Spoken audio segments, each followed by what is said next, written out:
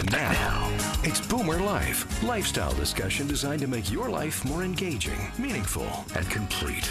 Celebrating the baby boomer generation, this is BoomerLife on CIL 650. Let me go home.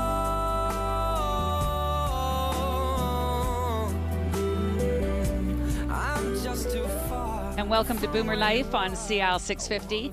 I'm Joanne Sutton, and today on Boomer Life, we're going to focus on the many positive living options available to seniors in British Columbia.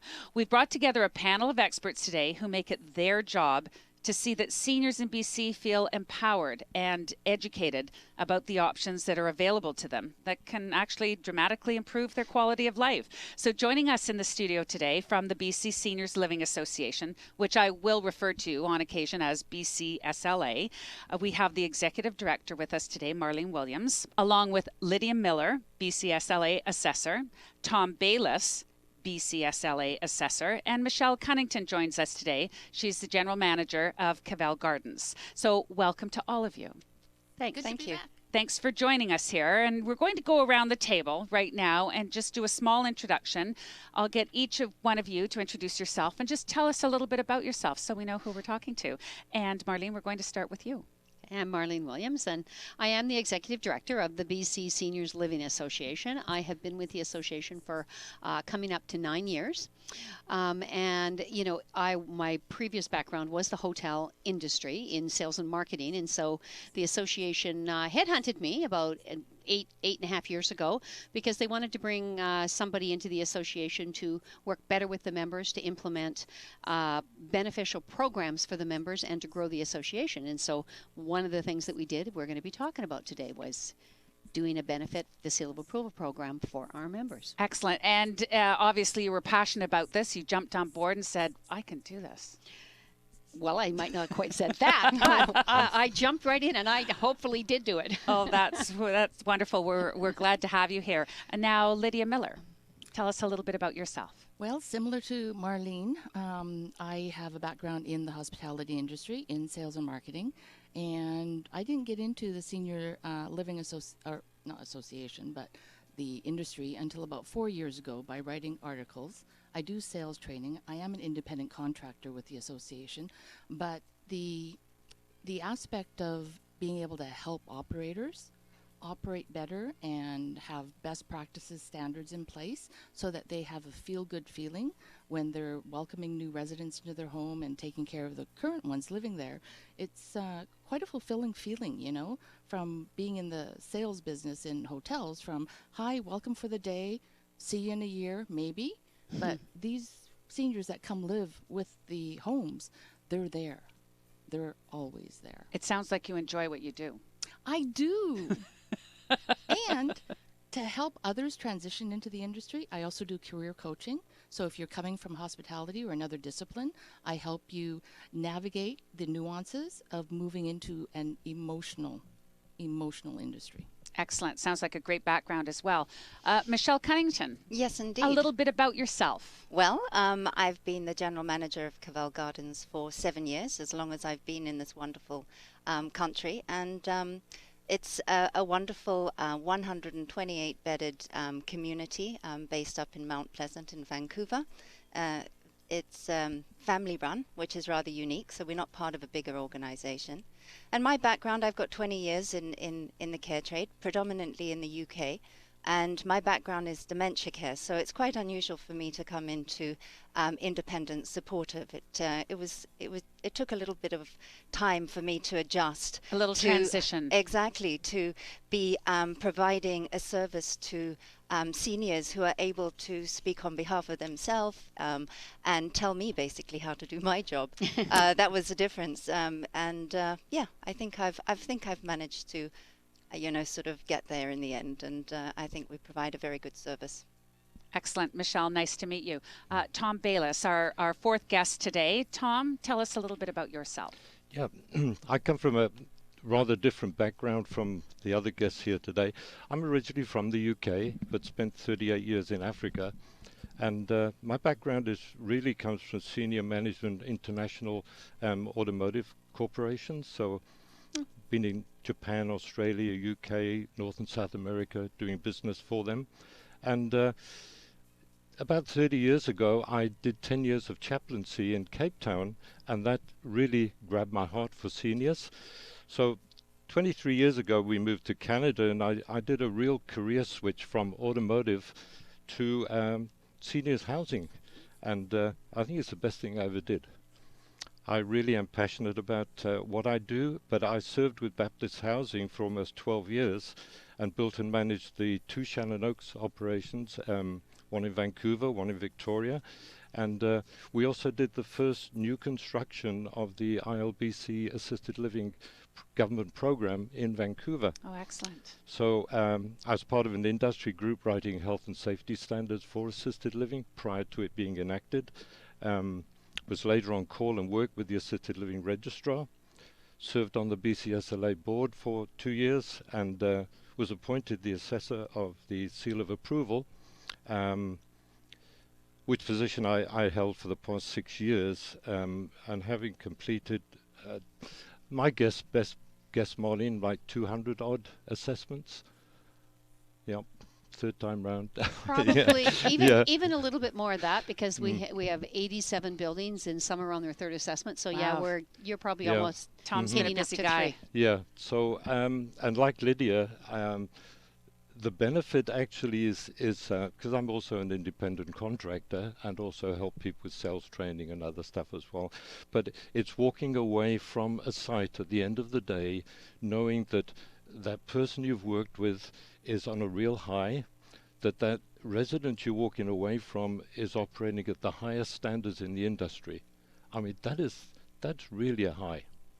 Excellent. Thank you for joining us. I could talk to Tom. I could speak to all of you for hours on end. And it's not surprising to have more than one career in your lifetime, but I think you had to spend those years in the automotive industry to determine that you were really a people person. To get my management skills all honed up. Absolutely. Absolutely. So, Marlene, we're coming back to you as the Executive Director with the BC Seniors Living Association. And I know we're going to be talking a lot today about the seal of approval and the jobs of the assessors. Can you just paint us a little bit of a picture first about the role of BC Seniors Living and what they do? Okay, so BC Seniors Living Association, we're a very, very young association. We're only going into our 13th year. And it was started by a group of individuals that felt that there was a need for the independent living communities to be able to network and to share best practices and work together as a group, because there wasn't an association until then. So the BCSLA was formed in 2002, incorporated in 2003. And then shortly after that, we started out with, I think, 12 or 15 sites, and then I went to 38 and then 58, and we've just kind of grown over all the years. Now we're sitting at 156 site buildings. Wow. And over 110 associate members who provide services to our industry. So the mandate of the association is to provide networking opportunities, to provide education opportunities, to work with the communities, to write, we've got a human resources policy and procedures manual if somebody needs it. We've just recently completed our seal of approval policy and procedures manual, which is just completed last week, and we're very, very excited that we're able now to offer that to our members. We advocate to the government on issues that affect our industry and our members. So that's starting to be a bigger part of what the association does, because there are some challenges going on right now. So we do interact with the government, because in 2006, and Tom, you might know this better than me, yeah, the assisted living registrar in British Columbia was established. And so then the independent living communities that we deal with, or that our members have, also got assisted living registered, either funded or private pay in their buildings. So that's why we do interact with the government more, because the assisted living section of the industry is regulated under the Home and Community Care Act.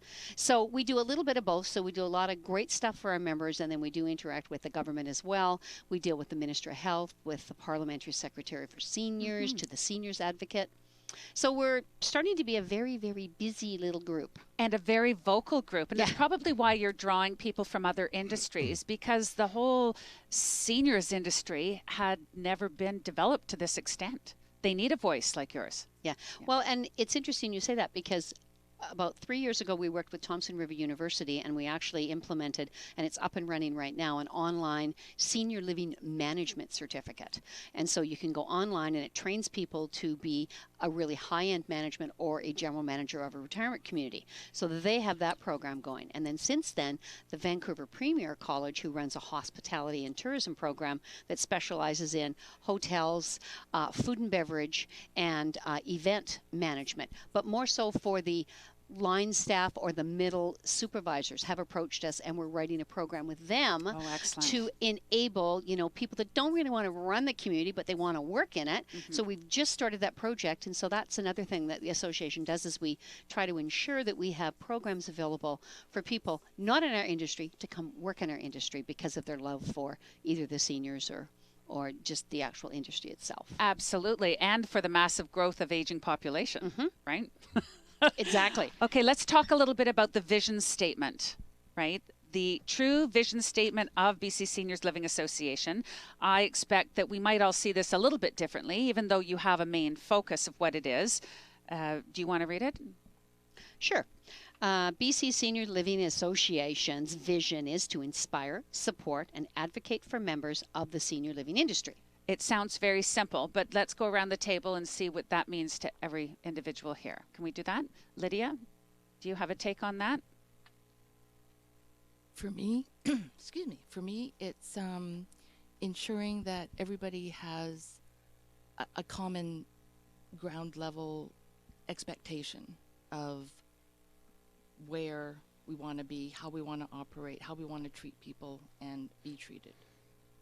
Sounds great. Michelle? Well, for me, especially managing a smaller, like one-off community, it allows us inclusion and credibility within our industry. But the best thing of all is the BCSLA, the BC Seniors Living Association, sorry. It allows us to network and to share ideas, all for I suppose the end goal is to, improve lives for our seniors. So it's a very wonderful association to be part of. And Tom? Yeah, I would say this. I've sat in Michelle's chair for many, many years, managing seniors' retirement communities, and one of the things that was lacking was the networking. And I think once you start networking and you buy into the association, and you see that it does in fact inspire support and advocate for the members.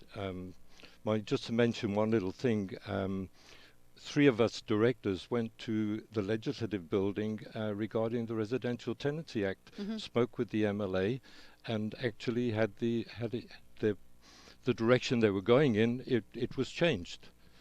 And it wouldn't have been Bill, had you not spoken up. Bill 27 was not enacted. Yeah. So they. So Yeah. was this that was- recent? Sorry? No, 2006. Oh, okay. Yeah, but it's. I was recruited right early days to be a member of the association, so I'm in my 13th year as well now with the association, and I'm just so passionate about it, really am. Thanks, Tom. What are some of the biggest challenges facing seniors today? I know we could go off, but it's just a quick summary. I maybe? think the misconception of what our particular industry has to offer. Everybody wants to stay in their home. My mother did too. She didn't leave her home till she was 86. But there's a misconception that if they move into a congregate living style community, we're going to lock them up and throw away the key. Right. There's a misconception of, number one, they need to decide if they're going to be ready and when they're going to be ready. And then once they do that, there's a misconception out there that, I'm going to go there and I'm not going to like anything. And then they get in our community. I actually just talked to a friend of mine whose parents moved in 2 years ago to one of our members in White Rock, the Pacifica. And I said to her, "Oh, Michelle, how do your parents love it there?" And she said, "Oh, Marlene, they said to me, why didn't you get us to do this earlier?" They all say that. And so the misconception is that when you move into an independent living, it's completely independent. You come and go as you please. You can direct your own care. You do what you like. You can eat with you know, whoever you want. If you want to participate in activities, you can. You don't have to if you don't want to. And I think that's one of the big challenges right now, that seniors aren't necessarily, there isn't an avenue for seniors to access resources that maybe even our association can provide to them. However, we're limited in resources from a staffing perspective to get out there and promote that. So that's why we like to come to shows like this, is because we need to say, you don't have to go into long-term care, and it's not the place you go to die. Our places you come to live. That's what you come to our places for. So We've come a long way from putting our parents in nursing homes back in the day to creating an incredible independent living environment for you and me and yourself and your neighbors and your friends and your family, right? And just on that note, they do not move into a home, they move into their home. So our home is now their home. And I think that's a big distinction that we're trying to get out there and get that across to the general public. And how does the BC Seniors Living Association get their message out to the public? And how do we issue seals of approvals to all the different buildings that are around the Lower Mainland? That information is still to come. You're listening to Boomer Life on CL 650. Joining us in the studio from the BC Seniors Living Association, our Executive Director, Marlene Williams, along with Lydia Miller, an assessor, Tom Bayliss, also an assessor, and Michelle Cunnington, General Manager from Cavell Gardens. Get more information online, www.bcsla.ca. And coming up next, we will be having a discussion on the difference between independent living and assisted living. That's next on Boomer Life on CL 650. Celebrating the baby boomer lifestyle. This is Boomer Life on CL 650.